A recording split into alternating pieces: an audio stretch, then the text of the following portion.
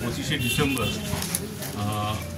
ভারতীয় জনতা পার্টির যিনি প্রাণ পুরুষ আমাদের অটল বিহারী বাজপেয়ী, ওনার সেন্টিনারি ইয়ার ছিল, ১৭তম জন্মবার্ষিকী। তো সেই উপলক্ষে সারা রাজ্যে আমাদের প্রত্যেকটা বিধানসভায়, আমাদের মণ্ডলে প্রত্যেকটা বুথে ওনার জন্মদিন পালিত হয়েছে। ওনার প্রতিকৃতিতে পুষ্পার্ঘ্যের মাধ্যমে, ওনার জীবনের কর্মজীবন নিয়ে আলোচনার মাধ্যমে এবং জেলায় জেলায় ওনার রাজনৈতিক জীবন এবং ওনার কর্ম নিয়ে এক্সিবিশন আমরা শোকেস করেছি প্রত্যেকটা জেলা কার্যালয়ে।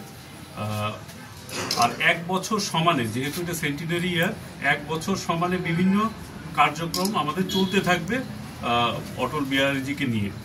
তো সেই ক্রমেই আজকে খোয়াই জেলা কার্যালয়েও ওনার কর্মজীবন নিয়ে আমরা একটা প্রদর্শনীর আয়োজন করেছি, যেখানে আমাদের সঙ্গে আমাদের জেলার সভাপতি ভাই পিনাকি দাসচৌধুরীও আছেন, আমাদের দলীয় নেতৃত্বরা কর্মীরাও আছেন। তো এই কর্মসূচি চলতে থাকবে এক বছর ব্যাপী, বিভিন্ন কার্যক্রম চলবে, সমাজসেবামূলক কাজ চলবে, আমরা পাবলিক আউটরিচের কাজ চলবে এবং অটল বিহারী বাজপেয়ীর যেই ফিলসফি সেটা প্রত্যেকটা মানুষের কাছে পৌঁছে দেওয়ার কাজ আপনাদের চলবে। জানেন, বিশেষ করে গ্রাম অঞ্চলে অটল বিহারী বাজপেয়ী ভারতের প্রধানমন্ত্রী হওয়ার পর বিশেষ করে গ্রাম অঞ্চলে যে প্রভূত উন্নয়ন হয়েছে, সেই বার্তা বিগত দিনে সরকার মানুষের কাছে পৌঁছতে দেয়নি। উনি যে সত্যিকারের একজন গরিব দরদি এবং